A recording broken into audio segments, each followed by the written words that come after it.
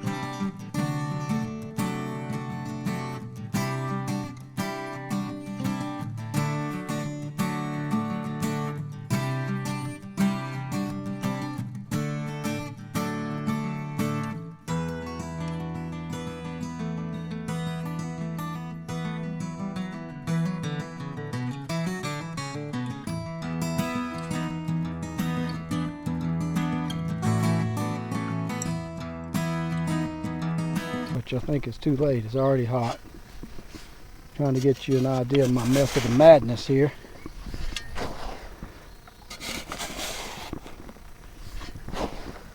As you get on down through this dirt, you're going to get into 10 or 12 inches deep.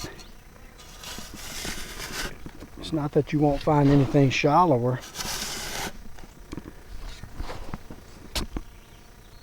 And it's also right up in here, and I could probably take you and show you part of it. I haven't been in here in quite a while. There's an ancient creek bed. If you can see it. What that is where the creek used to run thousands of years ago. And where I dig is kind of where they used to live on the shore. I think it used to be a larger body of water. So they're kind of like living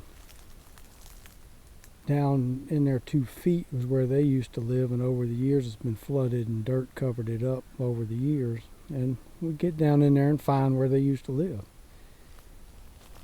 I have managed to uncover and sift probably 60 dump truck loads of dirt. I've got 6,000 or 8,000 pieces of pottery. Over time I will go through that and study.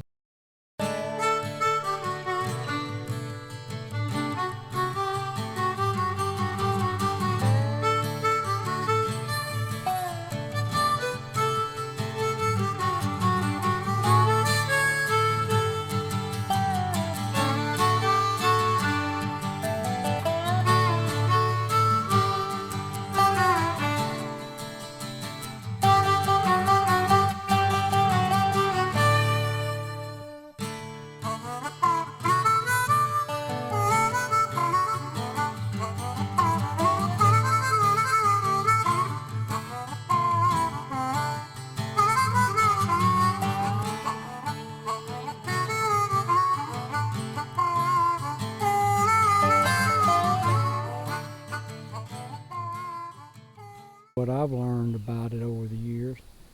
The different tempers, the pastes, the markings, the designs, the motifs, all the things that go with the pottery that it's not necessarily date. It goes back into the Poverty Point time and the woodland, early woodland era. And I have phases of pottery that go through every phase of pottery, from the beginning of its use all.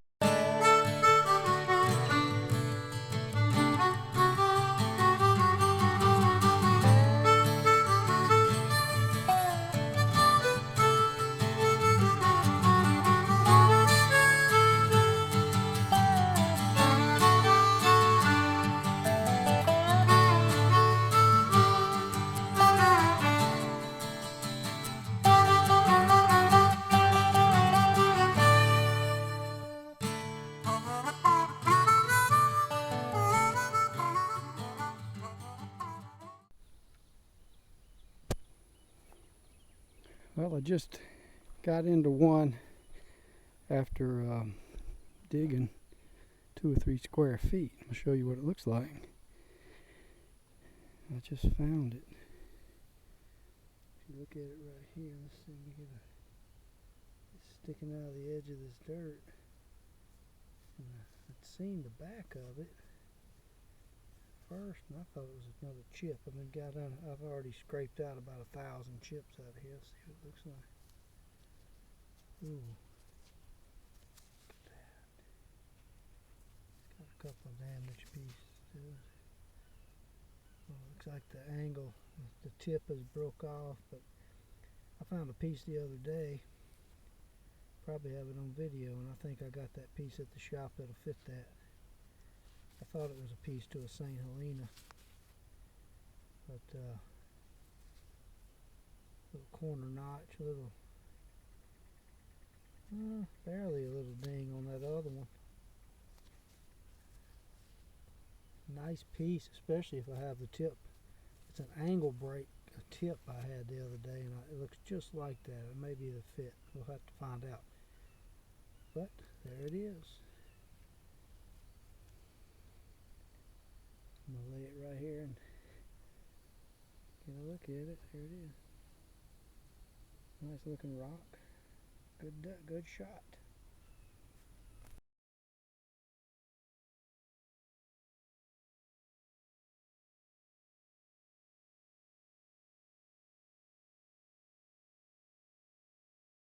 You're in the shade. Alright, anyway, back to what I was saying. Segue.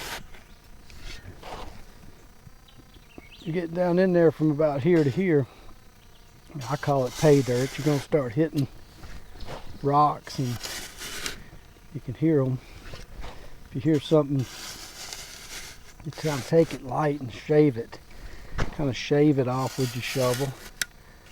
There's something right there I just touched. And when you hit something like that, you need to stop and check it, because you never know what it can be.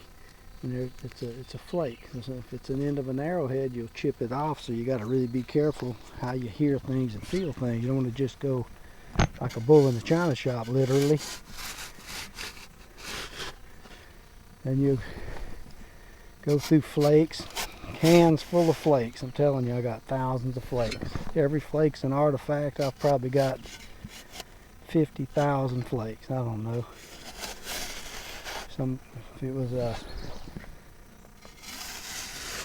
archaeological dig, the professionals, what they call themselves, would count every single piece and catalog it. There's no real, this flooded area here has been flooded so much, stuff is everywhere. There's no real certain context that it comes out of, except that, hey, they were here, and to log in every location of every piece is like every square centimeter. There's something in every square centimeter of this dirt. So the whole place is a site. There's another, if you heard that scratch, you can go in there and find what it was. You don't want to get up in there and mess something up. So you can dig it, I'll find a stick, something like this even. You can break it off, and especially when you find pottery, you need to get up in there around it real easy. See what it is. So it's just a pebble. I'm throwing good pay dirt in there now. You can get on down under it about 1 inch thick and dig it. And the ground here is like cutting butter. Even when it's dry, you get down in there, it's just sweet digging. Not no hard clay or nothing like that. It's loamy. And as I show you what I've got here, I'll show you the creek and the area this is in. That's a good thud right there. There's no telling what that is. Let's see what we find. Get up in there. Something pretty tight right there that I just hit. Let's see if I can find it. I don't know. There it is. There's your flake. There's another flake. Ooh, there it is. There's another flake.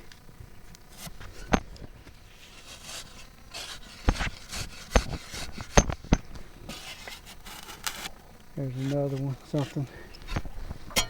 Chasing flakes. There's a pieces in here. That's a pretty good looking piece right there. Let's see what that is. That's another flake.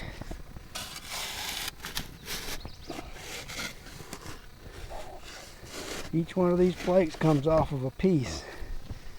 An arrowhead, a tool, a scraper, preform, whatever. They take these rocks. See? And they chip them down, make stuff out of it. So you're finding these flakes. There's actually somebody, if you can envision, picture somebody sitting there working on an arrowhead, and they're just chipping rocks, and the flakes are falling at their feet, in their lap or whatever.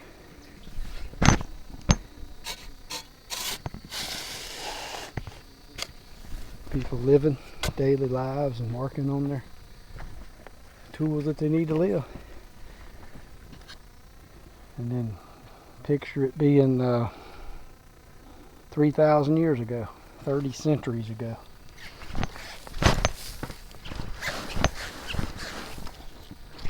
Now, maybe I'll get up here without falling.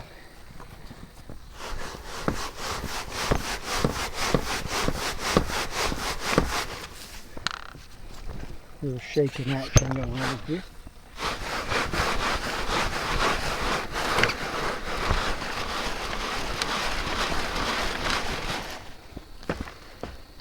Okay. Flake, flake, flake, flake, flake, flake. Look at them. That's the byproduct of people working to make arrowheads so they can eat. They had to do that daily. It's like you going and buying bullets. They had to make every bullet out of a pebble, out of a creek. Here anyway. So they're constant life of supply.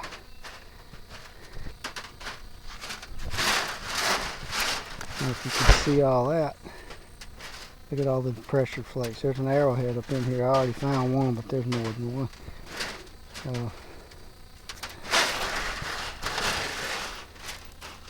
Probably going to be the end of this video. Me getting up out of here. And look at all that stuff. When you get to looking, you find flake. All these flakes, the smaller ones being finer work. So when they get to the pushing and flaking these off, you can see the percussion mark, I guess you'd call that. I don't know what they call it. I'm not a napper unless I'm taking a nap. Alright, we made it back down here following that big find we did yesterday.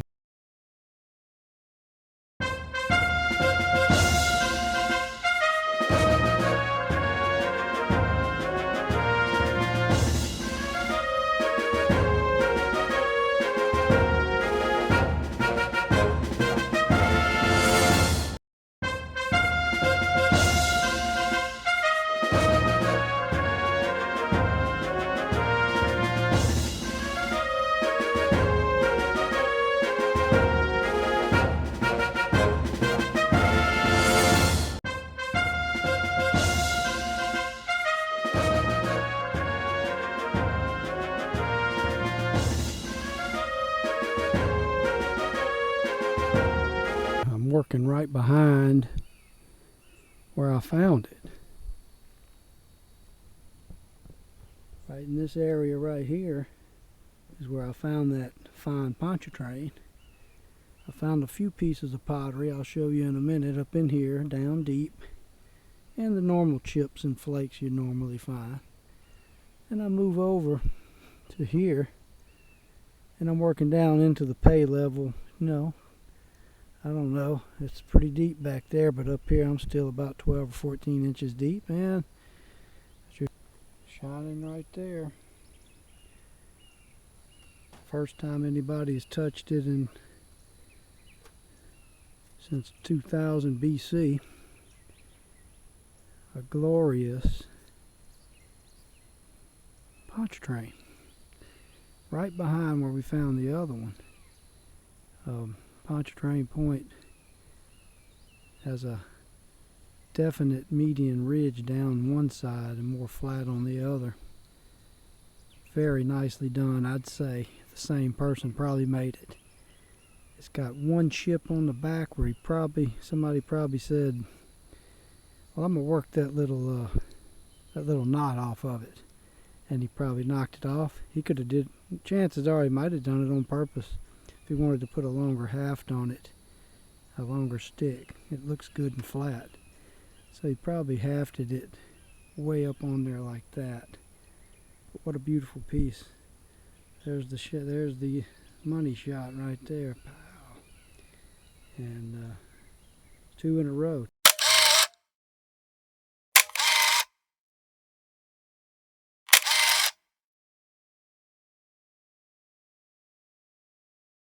Two days in a row. I've been out here longer today, this evening. It's pretty hot, but it pays off once again. Let me show you the pottery.